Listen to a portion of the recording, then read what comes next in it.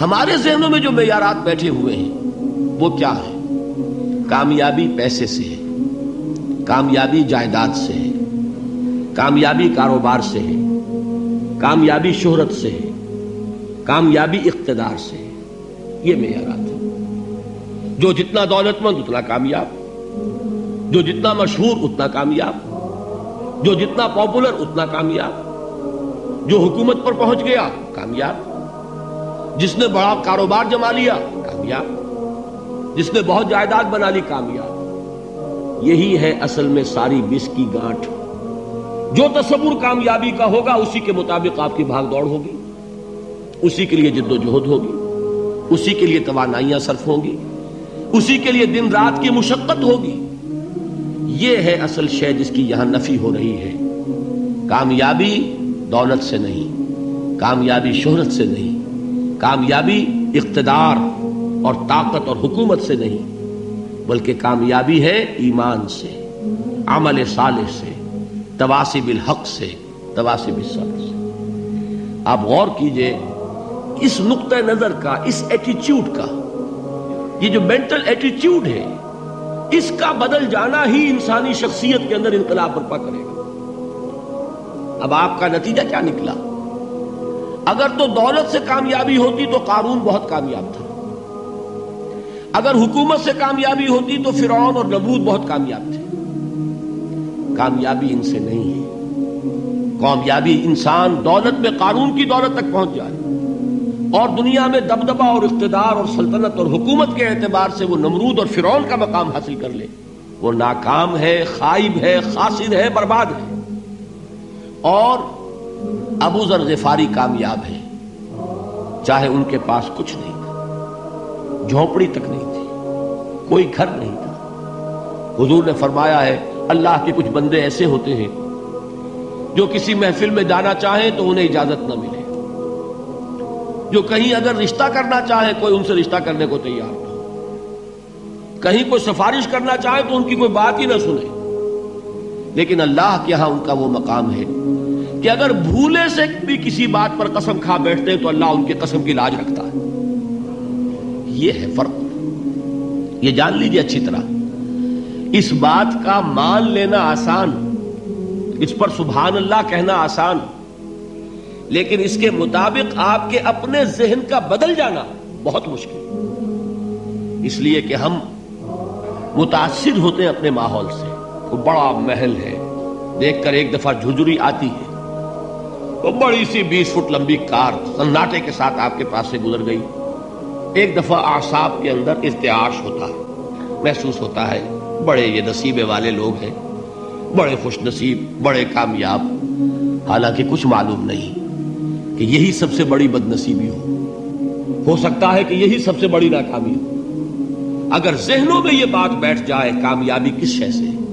یہی وجہ دیکھیے قرآن مجید میں بارہا آپ دیکھیں اولئک هم المفلحون، یہ ہے لوگ کامیاب ہونے والے. آج یہ آپ نے نماز میں وہ آیات سنی، یا ایھا الذین آمنوا ارکعوا واسجدوا واعبدوا ربکم وافعلوا الخیر لعلکم تفلحون.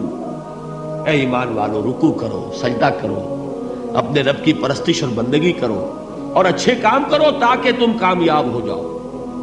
تو کامیابی کن چیزوں سے ہے؟ یہ ہے سب سے بڑا سبق. یہ ہمارے دل میں اگر بات بیٹھ جائے، ٹھک جائے، تو زندگی بدل جائے گی. صبح و شام بدل جائیں گے، نقشے بدل جائیں گے، بھاگ دوڑ کا رنگ بدل جائے گا، ویلیو سٹرکچر بدل جائے گا. آج وہ ایک چیز نہایت اہم نظر آ رہی ہے، کل نہایت غیر اہم نظر آئے گی. جیسے کہ حضور کی حدیث ہے مالی ولد دنیا، مجھے تمہاری اس دنیا سے کیا سروکار ہے. انما مثلی کراکب استظل تحت شجرۃ ثم راح فترکها، میری مثال تو اس سوار کی سی ہے جو تھوڑی دیر کے لیے ایک درخت کے سائے میں ٹھہرتا ہے سستانے کے لیے، پھر وہ اپنا راستہ لیتا ہے. اسے اس درخت سے مستقل تعلق اس کا نہیں ہے، وہ اس کا گھر نہیں، وہ اس کی منزل نہیں. اسی طرح یہ دنیا میرا گھر نہیں ہے. اب دیکھیے ہم کہتے ہیں انا للہ و انا الیہ راجعون، ہم تو مسافر ہیں، ہم اللہ کے پاس سے آئے، اللہ کی طرف ہمیں لوٹ جانا ہے. کن فی الدنیا کانک غریب و عابر سبیل، حضور فرماتے ہیں دنیا میں ایسے رہو جیسے کہ تم اجنبی ہو یا راہ چلتے مسافر. لیکن یہ طرز عمل کب ہوگا؟ جبکہ یہ آیت ہمارے ذہنوں کے اندر بیٹھ گئی ہو، والعصر ان الانسان لفی خسر الا الذین آمنوا وعملوا الصالحات وتواصوا بالحق وتواصوا بالصبر۔ یہ ہے اصل بات جو میں نے عرض کیا تھا کہ میں بتاؤں گا صحابہ کیوں ایک دوسرے کو یاد دلاتے تھے۔ اس لیے کہ دیکھیے جیسے برف باری اگر ہو رہی ہو، آپ باہر نکلیں گے تو برف آپ کے کپڑوں پر جم جاتی ہے نا، تو آپ جھٹکتے ہیں کپڑوں کو تاکہ برف ہٹ جائے۔ ہمارے ایمان پر اس دنیا میں رہتے ہوئے جب ہم متاثر ہوتے ہیں ماحول سے تو گردہ آ جاتا ہے، برف پڑ جاتی ہے، اس کو جھٹکتے رہنے کی ضرورت ہے، اور وہ جھٹکنے کی بہترین اور مؤثر ترین شکل یہی ہے کہ یاد رکھو کامیابی ان چیزوں سے نہیں ہے۔ چمک دمک جو ہے دنیا کی، یہ ساری چمک دمک جو تمہیں رجھا رہی ہے، جو تمہیں اپنے اندر گم کیے ہوئے ہے، یہ لفظ گم پر اقبال کا وہ شعر یاد آ گیا کہ کافر کی یہ پہچان کے آفاق میں گم ہے، اور مومن کی یہ پہچان کے گم اس میں ہے آفاق۔ تم گم نہ ہو کر رہ جاؤ، اس میں مبہوت نہ ہو کر رہ جاؤ، مرعوب نہ ہو کر رہ جاؤ، دنیا ہی کی محبت تمہارے اوپر ڈیرے نہ ڈال دے، تمہارے دلوں کے اوپر مسلط نہ ہو جائے۔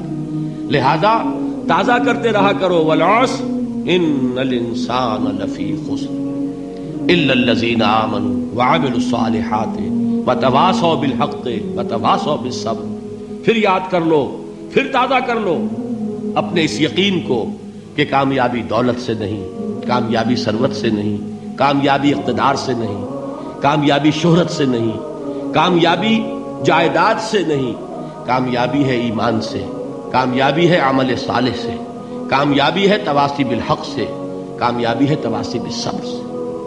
یہ چار چیزیں ہیں کہ جو کامیابی کے لوازم